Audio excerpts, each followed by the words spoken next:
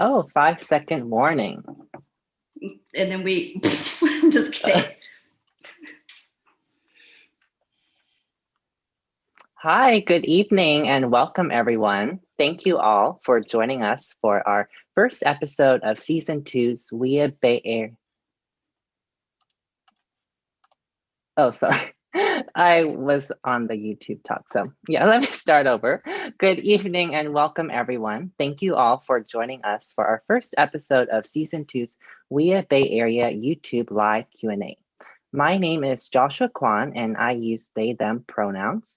Currently, I'm a production assistant at Lucasfilm Animation and also a volunteer with the WEA Bay Area team. Our hope through this virtual Q&A series, which actually began last year when the shelter in place began, is to provide some education, resources, and a little entertainment to the amazing underrepresented gender identity communities, which includes women, non-binary, and transgender individuals who want to pursue and thrive in the animation industry. So please subscribe to our channel and put down questions in the chat if you want us to talk about, and we'll do our best to answer them at the end. Today, we're chatting with Athena Portillo, who's the Vice President of Animation Production, and Diane Caliva, or DCal, the Senior Post-Production Manager at Lucasfilm Animation. And I do want to preface that our conversation isn't reflective of Lucasfilm's culture or structure, just us today as human beings.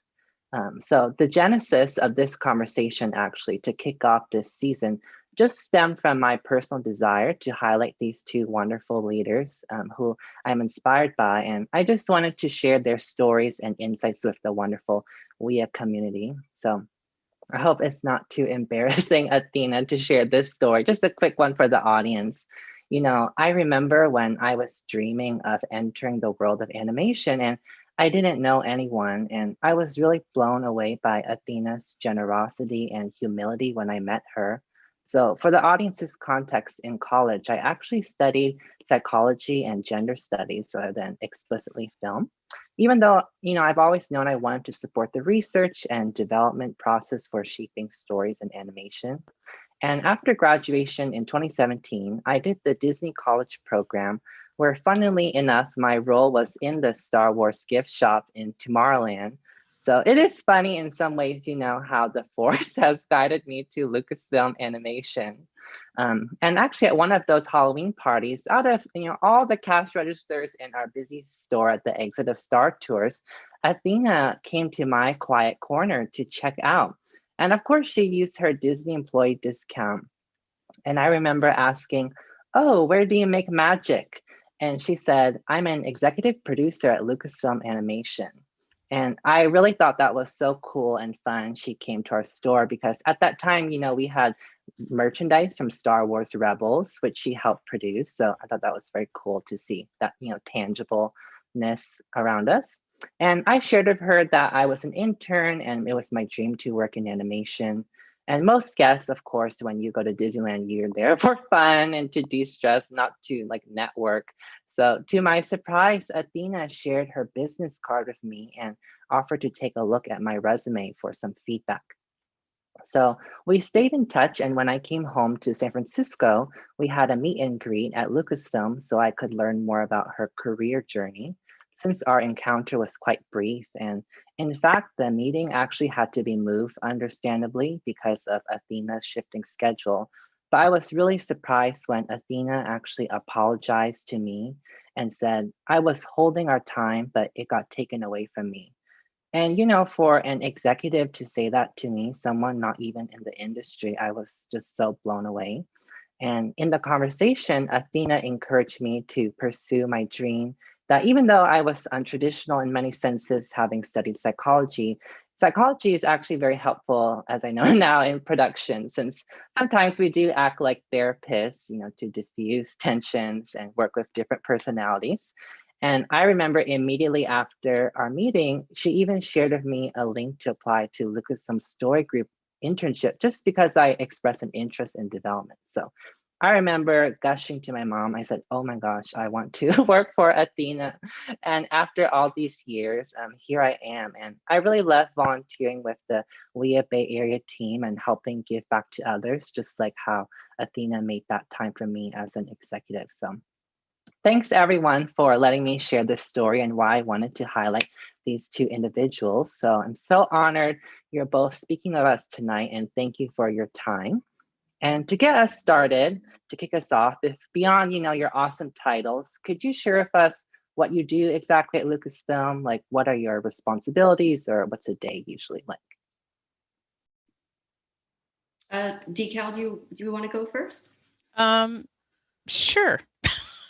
And I'm going to apologize now because I hear my dog behind me on a rawhide. So just, so you guys know. So I'm the senior post-production manager, and I manage editorial and post-production and delivery all the way through to Disney Linear, and then when there was Disney Plus, now to Disney Plus. So I work with all the editors, obviously production, but definitely see down the line of all the mastering media that gets delivered to studio. And you might be hearing my cat because Ripley's been coming in here meowing already tonight. But my name is Athena Portillo. I identify with the pronouns she, her. And I am one of the executive producers on staff, as well as the vice president for animation production. And my day-to-day is there are some things that are consistent, and then there are some things that just pop up. The consistent things are those that are related with being an executive producer, such as attending meetings of the creative and production sort. And then the things that pop up can be good things like we're going to promote someone, or it could be things like, oh, personnel issues you need to take care of, or trying to find a plan on when we come back to the studio after we're allowed to come back. What does that look like? Those are the VP tasks, to name a few. Yeah, I love how in our role, every day is a bit different. So we're always on our toes and getting challenged and learning. And I'm just curious, how do you both actually know one another? Since sometimes I hear you are like besties. I was at a company called The Orphanage for about, I think it was like 6 to 8 months, working on a show called Dungeon Siege. And it was based off a video game. So I was in visual effects prior to going into animation, and Decal was at The Orphanage. And Decal, for some reason, when she met me, would always yell out my name. And I know I like the way you say it, but she likes my last name. So she would always emphasize it whenever she sees me in the hallways. She always say, yell down the halls. Do it. It's Athena Portillo. And she still does. And I still do. But I really loved working with Decal. It was so much fun, especially during the time where the project would start at 8 a.m. and sometimes end anywhere between 2 and 4 a.m. Daily, because we were trying to deliver on time. And it was kind of like what we would call a 911 type of production. And to work with Decal was awesome because she's always and still is extremely positive. She knows how to get things done in a very professional manner, always in a calm demeanor, and also very friendly. And that's one of the things I remembered about her. So when I moved to LDAC, Decal was working at ILM, and there was an opportunity that came up, and I immediately went to Decal and I'm like, would you please come work with me? It would be so awesome to get that opportunity again. And thankfully she said yes. And to that, Athena literally is one of the reasons why I did jump the fence to go from ILM over to Lucasfilm Animation. And it was interesting because I've worked at a variety of studios, being at ILM. I've worked at Leapfrog, at Warner Brothers. I met Athena at the Orphanage. And I really liked her leadership as a producer on a show. If you're able to say, it was like no bullshit. It's like, this is how it is. Here's our schedule. Like when you run into issues, and the whole thing, like sometimes you're there really late nights. And so you do get punchy, but it's like you're problem solving constantly, figuring stuff out, reprioritizing, figuring out how you're going to communicate to client if something's awry, and then you're going to have to, deliver a V2 or something right after it, but at least they can drop something in. So it's constantly juggling those kinds of things. And I really liked working with Athena. And so then she had gone off to Clone Wars at Big Rock. And I ended up going over to ILM. And actually it was at the Disney acquisition. So actually I was laid off at ILM. And so I was talking to numerous studios and figuring out, for instance, I was talking to Tippett, I was talking to Warner Brothers and Sony. And so a friend that I work with at ILM said, you should talk to Athena. And so that's when Athena was like, hey, and I was like, oh, wow. And I had worked on Clone Wars on the ILM side, supporting the Clone Wars Big Rock team for mastering. And so it was really interesting. So when I had that opportunity, I was like, oh, I can stay here and I can work with Athena again. Like, because I like our working relationship and I respect it.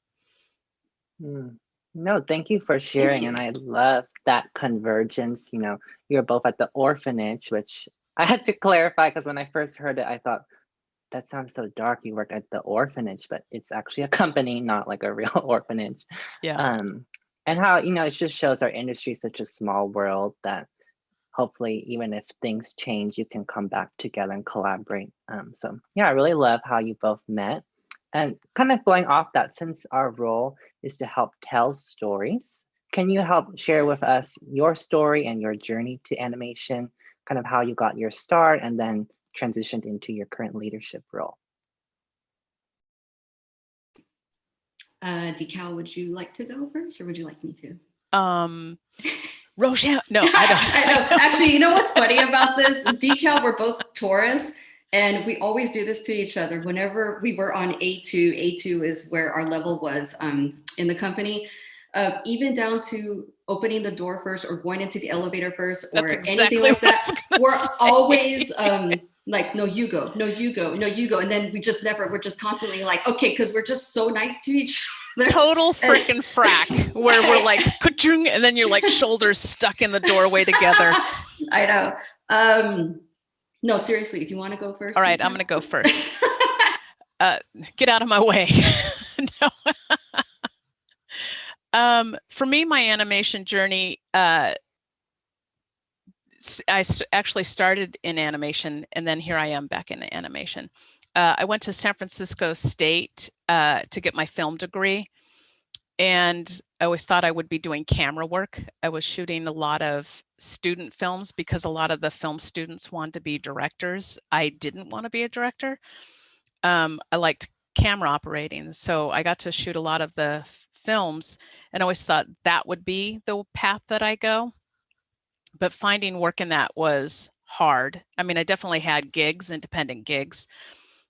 So one of the first jobs I actually got was at Colossal Pictures, which was an animation studio back in San Francisco. It's closed now, but it had a really great group of creative, talented, wonderful people.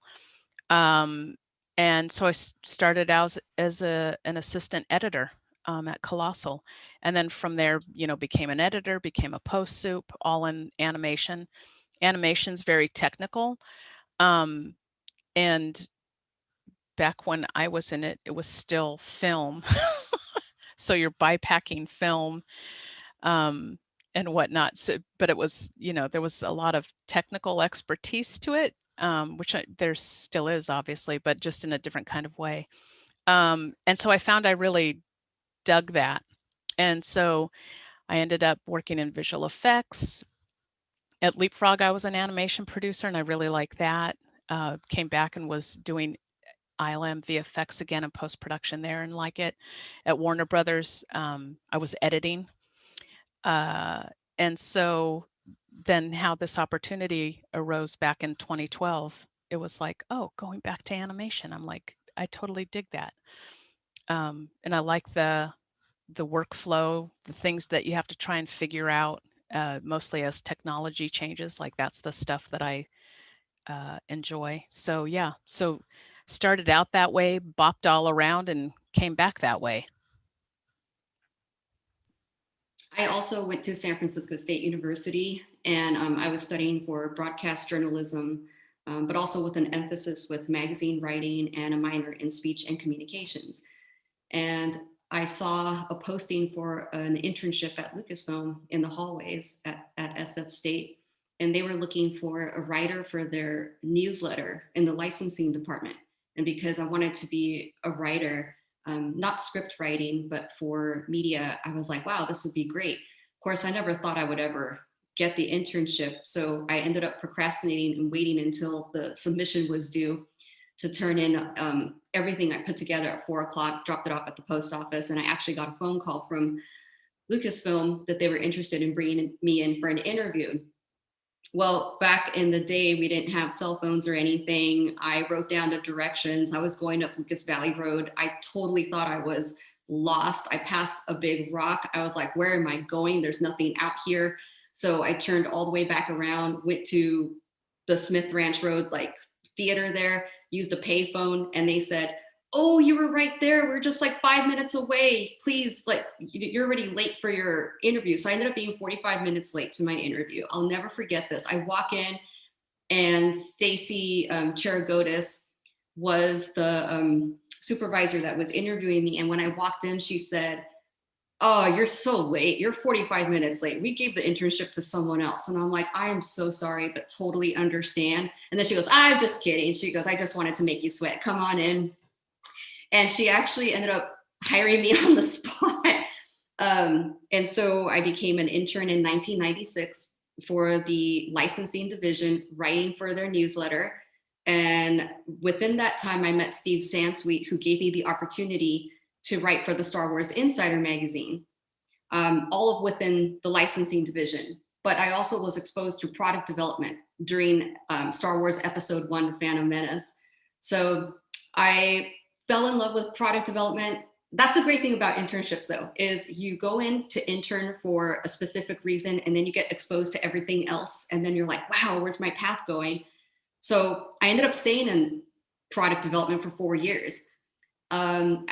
During that time, though, I was very interested in visual effects. So I would volunteer my time to network and get to know people. I was able to go to ILM to help out a little bit for the Star Wars special edition reshoots that they were doing, but I got to meet a lot of cool people. And that's when I told myself, I think my path is visual effects. But what I let Stacy know is, well, I finished the work that I was doing in product development for Episode 1. I gave a 3-month notice, which was so that we could find my backfill. And then I moved on to ILM to work on a project called Frankenstein, which was a feature that unfortunately got shut down. So I ended up moving into the production engineering department at ILM, but still with the hope that I would eventually end up in visual effects. So after 1 year at ILM, I moved to Tippett Studio, and that's where I gained my experience from doing, walked in as a production coordinator, and in 5 years, I ended up becoming a visual effects producer, worked on films like Constantine, Matrix Revolutions, Blade 2, Shark Boy and Lava Girl, The One, Evolution, Cats and Dogs. And then I told myself I either want to work on a Harry Potter film or on a Star Wars property. What do I do? Well, a great opportunity came about at the orphanage, which is where I met Decal. But then after that, I got a call from one of my awesome friends, Lala Gavgavian, who said, oh, hey, we're opening up an animation division at Lucasfilm. Would you like to, interview? So I interviewed for a production manager position on a feature called Strange Magic. And I was on that project for a little bit. And that's when I met Dave Filoni. And he said, are you the one with the license plate Jedi 96? And I said, yes. He goes, what does that stand for? I'm like, well, 1996 is when I started my career and when I started working at Lucasfilm. And he's like, well, you're kind of a nerd. He's like, he goes, you shouldn't be working on a show about fairies. That's what Strange Magic was. You should be working on Clone Wars, right? Because you like Star Wars. And so from January 2007 until now, I've been working with Dave Filoni and Lucasfilm Animation. So that's my path to where I am now. Mm-hmm. And the reason why my face is pink is because my whole background lighting is pink. I don't think you could see that, but I could see it right now. I love those circuitous journeys because it just shows, I guess, kind of young in my career. There's so much to keep learning, and you're humbled by all the wonderful people around you. Like, even though I expressed that interest in development, I'm learning about all the various moving parts of production. Like, I can learn more about post or VFX, like you said. So, just to enjoy the journey, there's no Yes. rush. I guess before we move on to the next question, how did you, I guess, move into your current leadership role, I guess, from how you started? What's interesting is I never saw myself as being like a vice president or an executive producer or anything like that, but I always knew I wanted to work closely with the producers, and I've always wanted to be a teacher, so to speak, like an educator, a mentor, that kind of thing, which I guess is leadership qualities. And it's just, for me, I never really asked for anything. What's interesting is I'm not very good at advocating for myself, but I'm really good advocating for everybody else. But I am very blessed that I've worked with a lot of people that saw something in me that would give me the opportunity. And I have to say, like, if it wasn't for Stacy Charagotis, if it wasn't for Lala Gavgavian, I wouldn't be where I'm at. And seriously, if it wasn't for Dave Filoni, I wouldn't be where I am right now, because he is my big brother, my mentor, like my favorite uncle, so to speak. Like, he's amazing. So I will always be that Padawan, no matter what age or what title I am. Mm-hmm. No, that I think resonates with a lot of us as we move through the career. We're so thankful and inspired by those mentors who look back, and then we just kind of want to pass it onward. So I guess we're now going to transition into the central theme of this talk about leadership. And I'd love to know, for yourself personally, what qualities do you think kind of lead to that strong team dynamic? Or I know a lot of studios, they want that great family work culture. And how do you kind of see yourself contributing to that? Go for it, Decal. I know, I'm like Joshua, say that again. Oh, no worries. I'm curious, what qualities do you think lead to that family work culture we might have at Lucasfilm, or maybe in a past place you've had that kind of strong team dynamic, and how do you yourself now as a leader help contribute to that work culture? Yes, I can answer that. Clearly, I was going to tease myself. I'm not a good listener, but I am. One of the things that was interesting is when I was at Colossal Pictures, I was, an assistant editor, was an editor, became a post soup, and you're a part of a team. And we had a manager, and it wasn't until like moving to ILM to that larger group where we had a manager for all of editorial and the post soups, and we were doing a lot of commercial work. So I was in the commercial division. And it was interesting because my manager at Colossal Pictures and then my manager at ILM and commercials were both no nonsense people. And I value that, where it's, and this is something I've talked to Athena about, like I like that partnership of just like a straight shooter, right? So the lay of the land. If someone has feedback, you just give it to them as you would want to receive it. Don't amplify it. Don't, make it bigger than it is. Respectful. And that as a team, you all work together to get something done. You don't have elevated heroes per se. It's not like, I was going to say, what's that James Caan movie? Rollerball, where it's like the one, which is very Star Wars, though, I tell you, the one.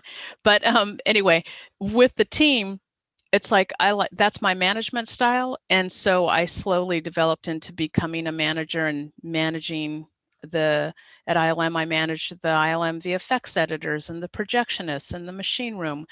And now with Athena's group, it's the editors and the mastering team.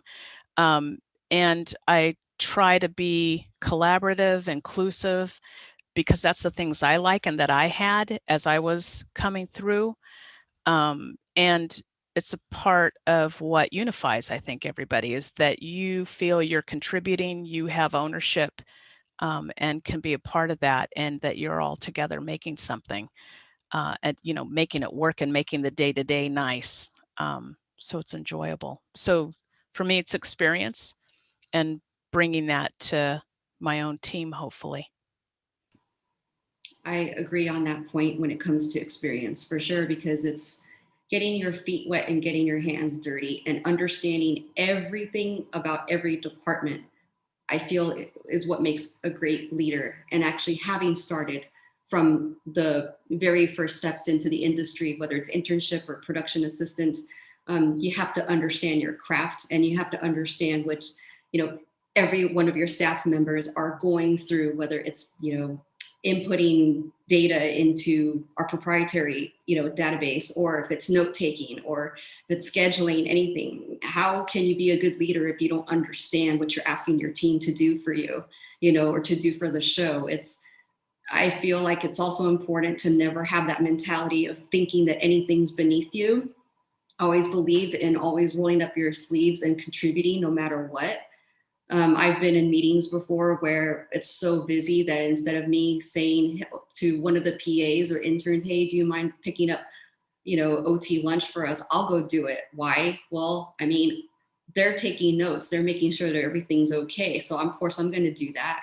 I don't believe that in terms of like hierarchy, it doesn't matter whether you're the VP or the EP or the PA. Everyone should be treated with the same level of respect.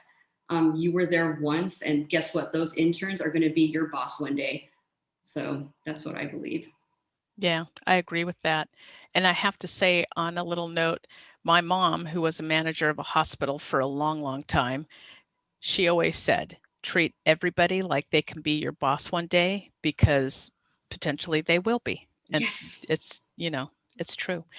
And to that, at one point in the commercial role, me and another post soup trained up our assistant, our coordinator, and she then became a director or manager of a bigger division, and she was the one who ended up hiring me back.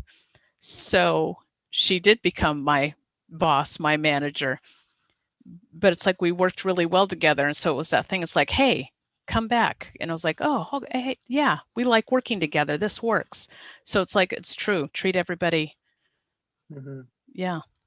Yeah, definitely golden rule. And I think, like you said, besides being knowledgeable, it's like recognizing the human aspect behind the person. Like I've just admired how, like you said, at Lucasfilm or even past places I've been at, they see each person as valuable, important, regardless of their level. And even now when we work with Dave Filoni, like the people leaders like you see each person and kind of call them out as special and valued. And I think that's really meaningful.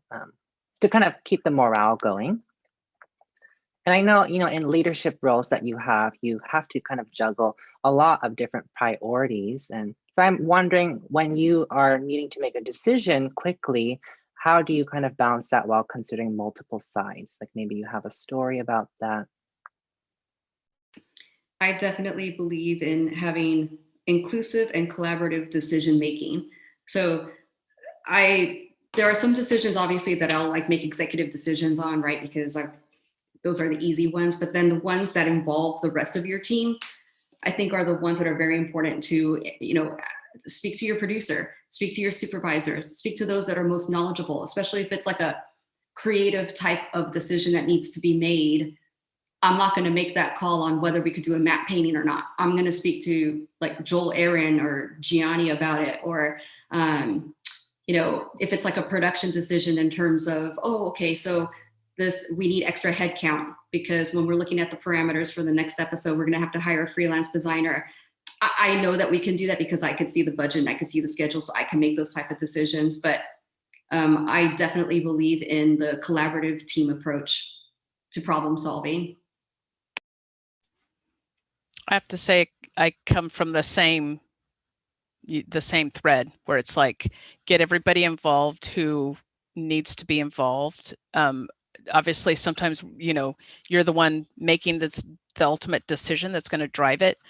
And for me, because of my role, I'll report it up. So it's like, I'll report up to Athena, and it's like, we run into this a lot with some of our like deliverables stuff, where maybe we had an issue with audio or a file got corrupt or this or that. And they're big terabyte files that are going to Disney, but it's that kind of thing. Those milestones are going to be affected for like localization or QC or anything. And so it's that kind of stuff where, for me, I'll run it through my team to go, okay, what's the plan? Suggest this or that. Once we have a plan, then it's like, I'll run to Athena and go, hey, this is what we're up against. This is the suggestion. Can I reach out to Disney? And it's not going to affect localization or XYZ or whatever, to go through it. And then Athena's like, yeah, or she'll say, no, what about this? And it's funny because I think I could say this. Early on, Athena wasn't super post savvy, whereas now she's very post savvy. 100%. And that's the first thing I said to Decal when we came on to Rebels together. I was like, I see your milestones and I need to understand what those 30 milestones mean, because the key ones that I always understood were like full color and retakes. And Decal has educated me through the process that now I could look at her post schedule and kind of decipher certain things. But of course, I wouldn't want to do that without her knowledge and education. So I always go to her and I'm like, so I took a look at this. I think I could problem solve it, but I need to know if I'm looking about it the right way. And she'll say, actually, you forgot this piece of it. We need to submit to international. So we will be 2 weeks late if we do what you're asking us to do. So you're absolutely right. So we work together and we figure it out. No, I love that, how we rely on one another and recognize what we don't know and then ask for help. There's no embarrassment around it. We're all here to support one another. I guess similarly in that vein, how are you maybe yourself looking to still grow, or what lessons are you still learning in your leadership journey or even career journey? Because I think a lot of people from the outside might see you from your nice titles, but what I admire from you both is your humbleness and willingness to continue learning. That's funny that you say that, because I actually am looking into a program that I just found called Women Leadership that is being produced by Yale. And it's like a 6-week course into understanding like women leadership and how you can improve and incorporate some of those learnings. But I always feel like there's always room for improvement. I never feel like I know everything, like I'm the expert of this. And in fact, it goes back to what I was saying earlier, like learning how to advocate for yourself, but also feeling secure and confident in that you know what you're doing. But I always have been an academic type of person and never, even through being a kid and all, I didn't go to summer camp or do any of the fun stuff when there were breaks. It was called, oh, wait, you have summer break. Well, you're going to summer school, or you're getting a break. You get a break for 2 weeks. Great, you're going to school. And I always still have that mentality where I kind of shy away if I do take a break, But again, it's for myself. Of course, I tell everybody else, make sure you submit your vacation requests. I know last year no one took vacation because of pandemic, but please make sure that you're, doing what you got to do. And then when I look at myself, I'm like, am I allowed to take vacation? For me, one of the things I like about my role is, in fact, that it's constantly changing. And so workflows are all generally the same. You might get new tools, new software, new hardware, or whatever. And it's interesting with moving from linear broadcast into streaming platform media. The specs, the specifications of delivering and doing your, audio Pro Tools sessions to your media package delivery, whether it's a ProRes or now it's an IMF. It's been interesting because I work closely with the editors, with the mastering team, and the engineers. And so it's constantly changing and changing up. So for instance, when we were delivering Star Wars: The Clone Wars, the final chapter, to Disney Plus, that had a very specific delivery. And then when we got onto the Bad Batch and we're delivering, literally Disney Plus changed all their specs because, you know, they're figuring it out as a new service, right? And so it was a lot of technical expertise, and I know so much, but not an engineer's knowledge of it by any means. So I work very closely with the engineers and mastering, you know, and have to come and then I'm that liaison between technical expertise to talk to Athena to go, well, this is like go into layman's terms, if you will, which sometimes I'm like, can you say it so I'm going to understand it? Because then Athena and I are going to talk about it and have to figure this out. So that's constantly happening. And that's one of the things I really love about the job. And then in learning and growing, you know, it's people, right? You're always working with different people, different personalities. Navigating that landscape is exciting because you're just like, oh, how's this person going to learn? What do they do? You know, how do they hear and operate and figure things out? It's, you know, it's fun. I love what you just said too about that decal, because I have to say, I collaborate with one of the producers on the show, Alex Spotswood. I feel like it's interesting almost daily on finding ways to better improve communication across, whether it's internal with the team or also with our external partners at CGCG. And it is like a daily thing, whether it's creating new like whiteboards through Jamboard or extra milestones that you realize are needed. I have to say, like through pandemic, we incorporated more milestones because we were working off site. So therefore more communication was required and more transparency. So to Decal's point, yes, you're always constantly learning daily. Mm-hmm. Oh, wonderful. I do want to pivot back, I think, to something about realness in leadership. And I know many in the WIA community face this at various levels about imposter syndrome. And just to define it for the audience, if you haven't heard that term before, it does mean kind of meaning to doubt your abilities or feeling like a fraud. And it does, I think, of note affect predominantly minority groups such as people of color or women, because sometimes they might feel like they're the token hire or they need to kind of prove their worth, or that, you know, there's some fear that they'll be replaced. So if you're comfortable sharing, I'd really love to know from you both any advice you've had on overcoming imposter syndrome.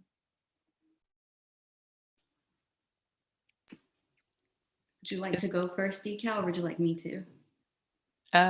You go first this time. Okay. I'll sweep in behind you. Okay, thank you. So what's interesting, I was invited to be on a panel with regards to how did you get your internship? And I actually met one of the most amazing people who's still my friend to this day. Her name's Bianca Caseta, and she is now the CEO of Zone 1 Productions. And we're both Latinx. So on this panel, someone asked me, have you ever experienced imposter syndrome? To which I covered my mic and I looked at Bianca and I was like, what's imposter syndrome? And then she whispered, it's like, oh, it's when you're da-da-da-da-da. I'm like, that's what you call it? Oh yeah, I've definitely have been experiencing that. And I feel like how I got to experiencing that was constantly having people say certain things to me as to them not understanding how is it possible that me, a Latina, got to where I'm at. They would say certain things like, oh, you got an Emmy? Oh, I didn't realize it was that easy to get one. So whose ass did you have to kiss to get one? I've had that one. The second one was, oh, you're going to be in the Hollywood Reporter? Awesome. So did they choose you just to have the token Latina in that group because you're the only Latina in that group? Or, oh, you're an executive producer. How did you get there? What did you do before then? And So how many years were you in that role before getting to that? Just constantly, like, you get to that point where you start second guessing yourself. It's like, oh, maybe I didn't deserve the Emmy, or maybe I didn't deserve to be on a panel or in publicity, or maybe I didn't deserve any of this. And gosh, why do I get that as a Latina? You don't see anybody else getting that question, or, you know, why are you not on a panel? You know what I mean, kind of thing. So it's hard to get over imposter syndrome, because I almost see it as like bullying someone. How do you get over that when it's something that you've experienced in your life? But, you know, I have strong source of support from my family and friends like Decal, who, you know, you really do sit back and see what your worth is. And you did work hard to get to where you're at. Nothing was handed to you, you know? And I do have that old school mentality of working hard to get to where you are.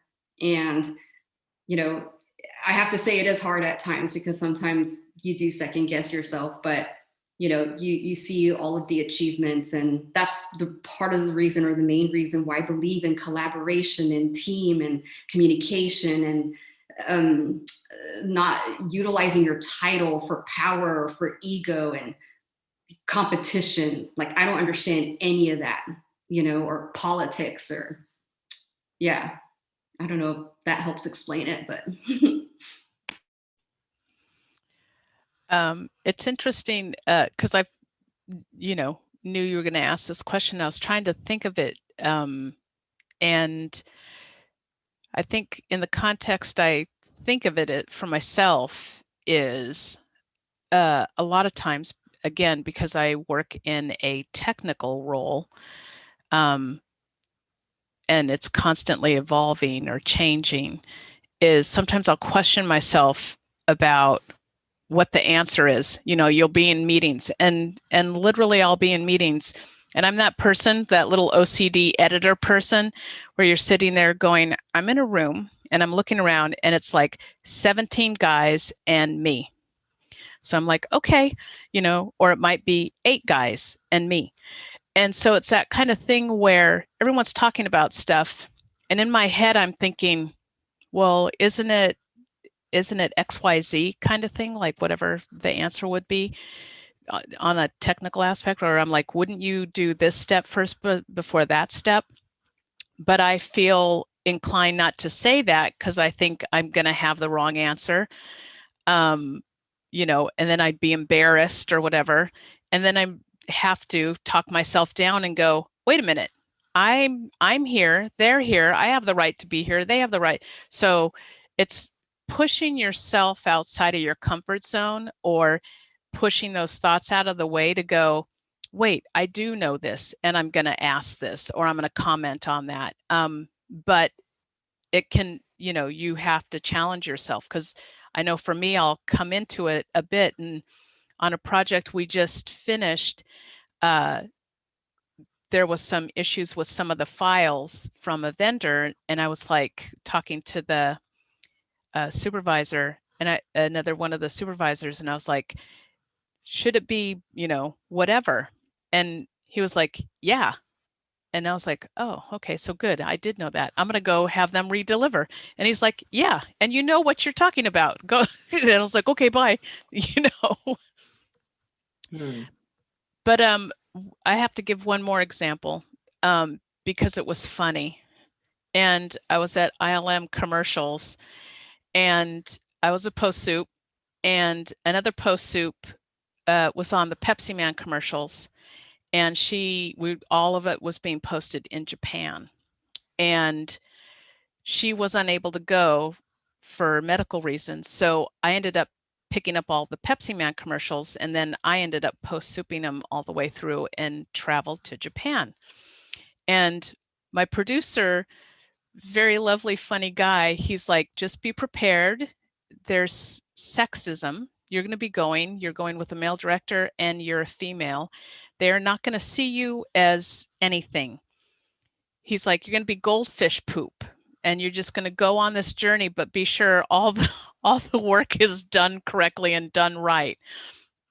And I was, you know, we get to Japan, and it was always the director and his assistant. They never identified me as the post soup. And so I was like, it's cool. You know, I'm the assistant. I'm here in Japan on ILM's ticket and I'm having a great time. So we're in a Henry session doing all this compositing for the Pepsi Man commercial. And we had an interpreter. And we're all sitting in the back. Everyone's in these booths and whatnot. And the artist is way up across the room. And I saw the artist trying to do in-betweens on frames. And I was like, wait. And so I immediately raised my hand and I called the interpreter, and the interpreter's coming over and trying to calm me down to sit down. And I immediately got up and I'm like, no. And I went up right next to the operator and I looked down and I was like, you cannot edit that way. You're compromising the animation, you know, and went over and I was like, can you tell him not to remove frames and, you know, the whole bit. After that moment, I was Diane Caliva, the post supervisor. I was not the assistant. You just reminded me of a story. Thank you for bringing that up. So I was a VFX producer on a commercial shoot.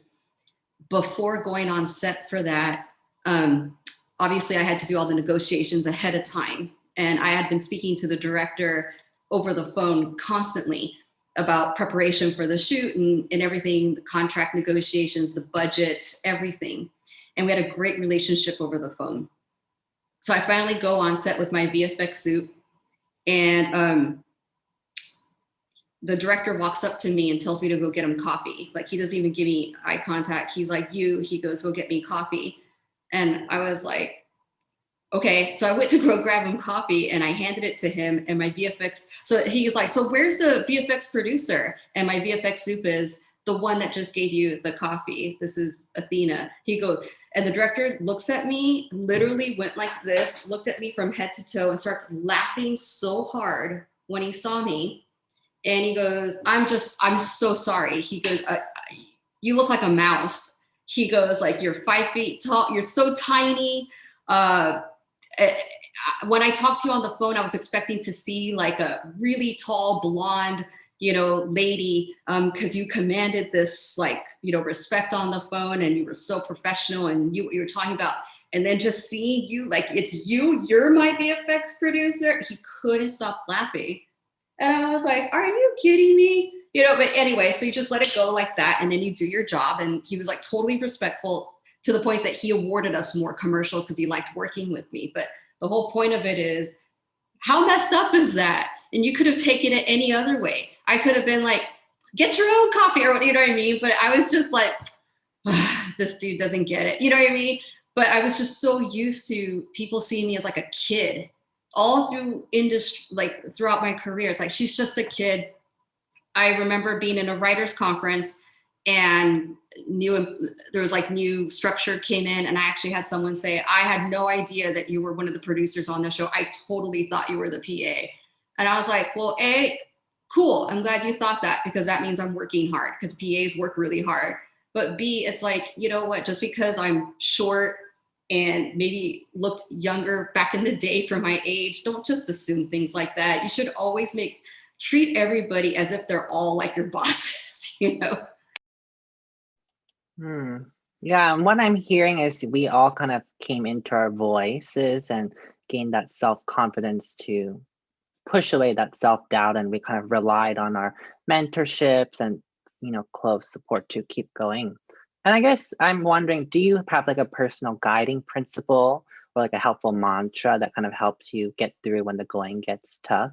I know I can start for me, like when I had like an interview and kind of was nervous before it, my mom reminded me this saying, which is, all is well, so be it. And it was very helpful to hear that from me, just to kind of ground myself and like, yeah, all is well, and I can be that. And I went in and kind of had that calm, collected confidence I think that's needed. So yeah, I guess when the going gets tough, what do you rely on, I guess?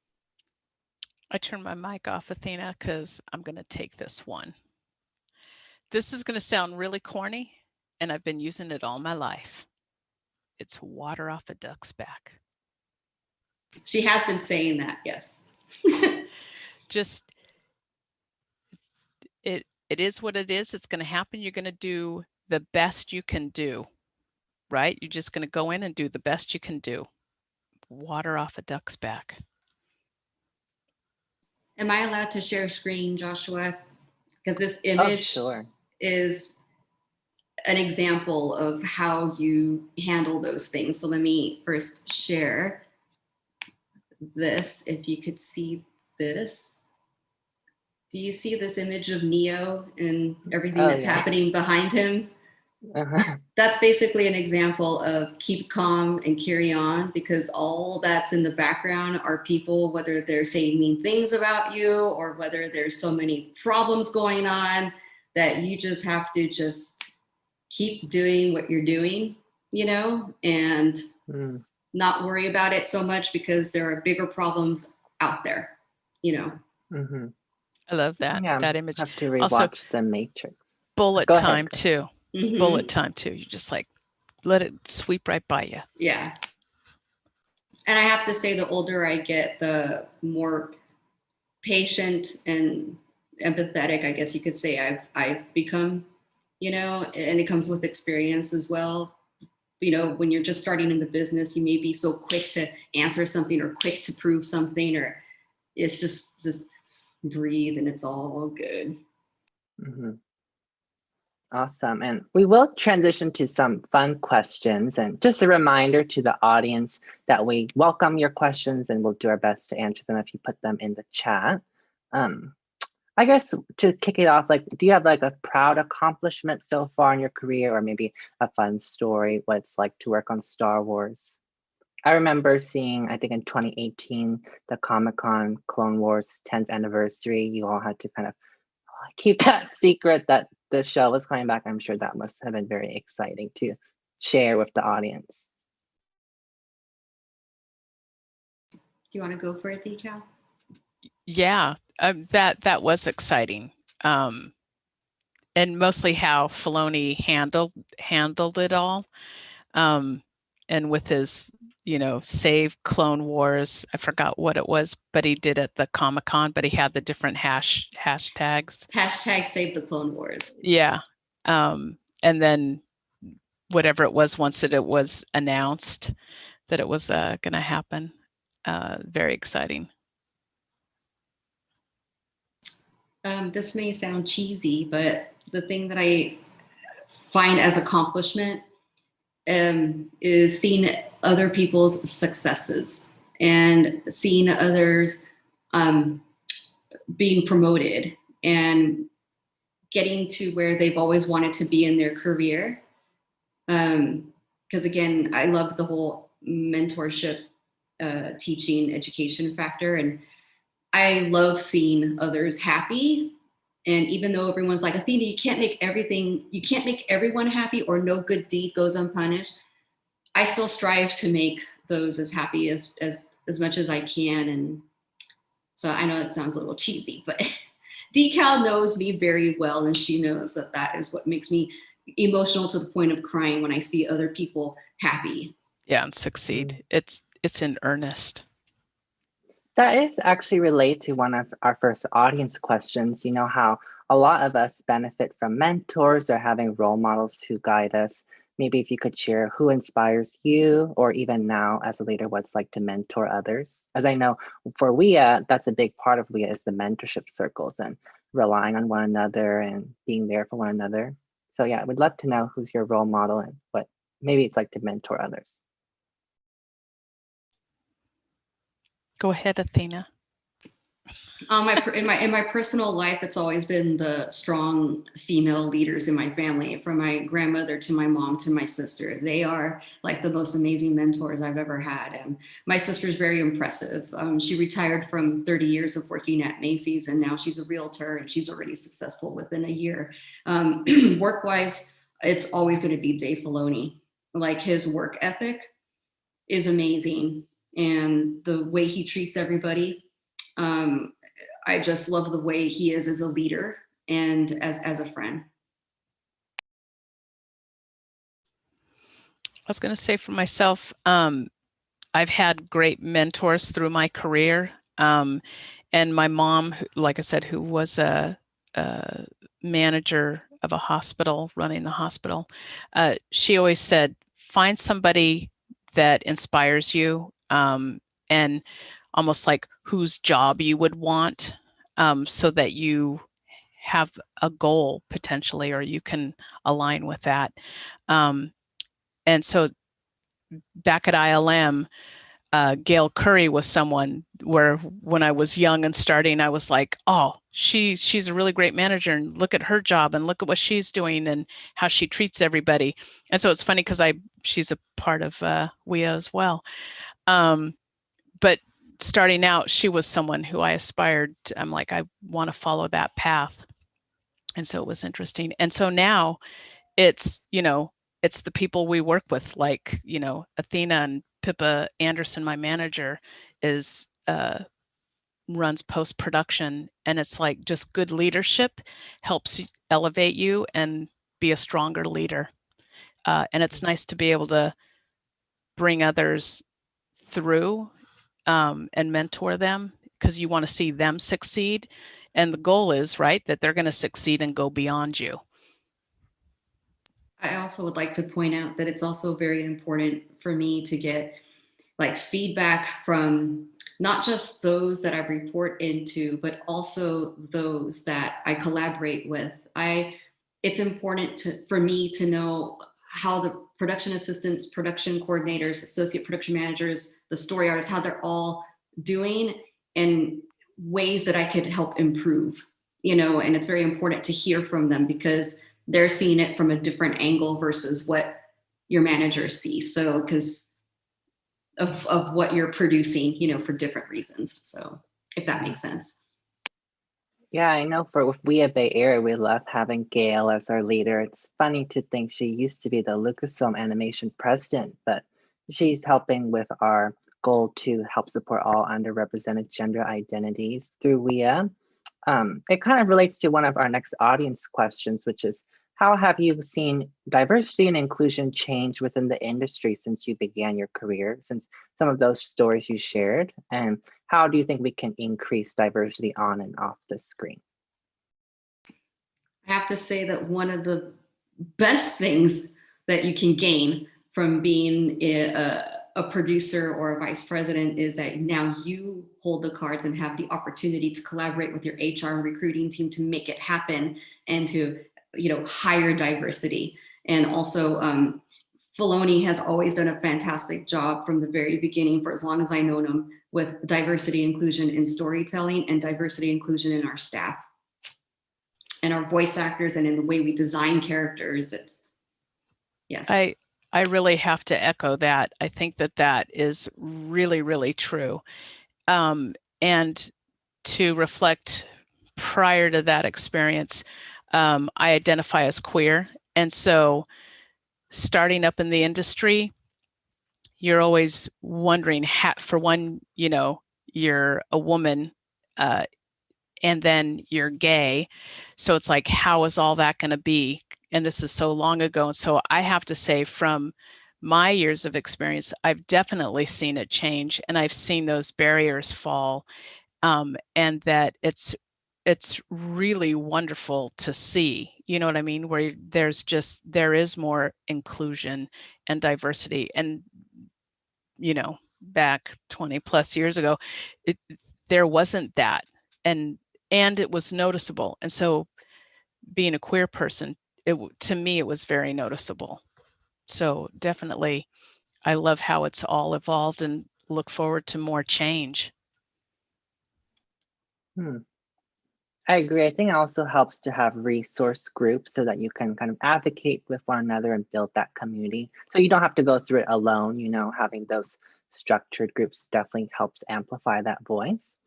So just to be mindful of time, I'll just ask 2 more questions. One of them from the audience is, with such demanding roles you have, do you have any advice on how to keep that work-life balance, or how you yourself stay inspired? I'm just laughing because I'm like the worst at it. It's like, practice what you preach, right? I'm all about, yes, please take vacation. Please take the time that you need. Family comes first. Health comes first. Everything. And then I'm the first person who leaves herself last when it comes to health and everything, I have to do a better job with the work-life balance. I have to say it was very difficult through pandemic trying to set those barriers or boundaries because you would forget to eat, forget what time it was. Everything just like, blends into the days. Like, what day is it? Oh, it's Saturday. I could still work. I'm still here. I'm not going anywhere. So I don't know how to even answer that question because I am not a good example of that, Joshua. I'm being honest. Everybody knows that I ask them to take care of themselves and to take the time off that they need, completely understand that. And in fact, what we did during pandemic is we would take a day, there's so many meetings every day that we would choose a day of the month to call it meeting free, like a day or two. Yeah. And that was so helpful, like to just get that refreshing kind of like kickstart to your month, I guess you could say. And then all the activities that we did while, lockdown, just to make sure it wasn't just a Zoom call. And I have to say, I thank Melina Cufaro for setting up all the different, she's one of our production assistants on the team, and she's actually a WIA mentor, has done a fantastic job in, keeping the energy going and the morale going. And I love that about her. And she's collaborated now with my executive assistant, Tyra Johnson, and, keeping that up as well.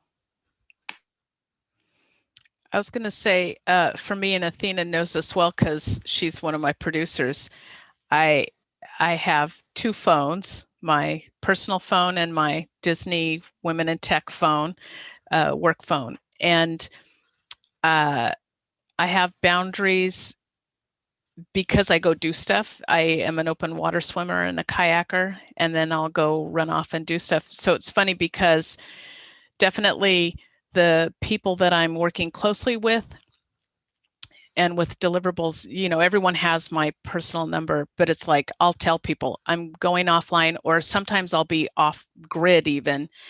And there's times where we're doing stuff with Disney on the weekend, and I'm like, okay, and I'll even let Disney people know I'm off grid between these hours, but then jumping on. But my associate post manager is going to be online so that we're tackling things if anything comes up. But yeah, you just have to create that space. I need to learn from Decal. That's create why it and communicate it. It's communication is key. But yeah, at least you acknowledge, and I think that's from Alice in Wonderland. Like, you give others very good advice, but you seldom follow it. So I hope you also, everyone, sets that time to take care of themselves. And just to wrap up this wonderful talk we've had together, we're just wondering from the audience, what advice do you have for others looking to become leaders, or something you yourself wish you could tell your past self?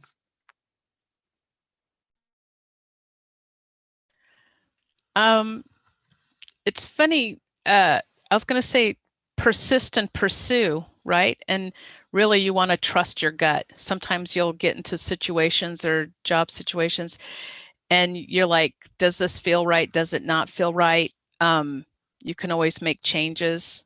What you're doing isn't the end to be all, right? But be honest, be compassionate. Just trust yourself and trust your talent and integrity for it, and go all the way. Don't worry about what everybody else is doing around you. Just focus on yourself and your journey. It's, again, that I love that image of Neo, because it's like, just focus on yourself and what you're doing, and don't worry about whoever's tripping behind you or what they're, like what's going on. Always stay focused and determined and passionate about what you do.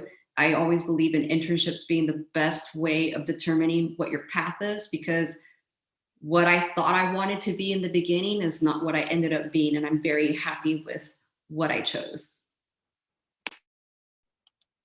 Well, thank you. And this is the end of our Q&A. And I want to thank the audience for joining us for our first episode of this season, and really appreciate Athena and Decal for taking the time to share their stories with us. So please subscribe to this channel and our social media on WIA Bay Area for our next episode, which is in 3 weeks on April 27th. We'll be joined by one of our season 1 guests, actually, Paige Johnstone, who's the department manager at Pixar, and she helped produce Netflix's Short Canvas. And she'll be in conversation with Sarit Halouf, who is a coordinator at Pixar, and they'll be talking about doing passion projects outside of work, like making documentaries. So we'll see you all next time. Thank you. Bye. Thank you so much. Thank you. Bye.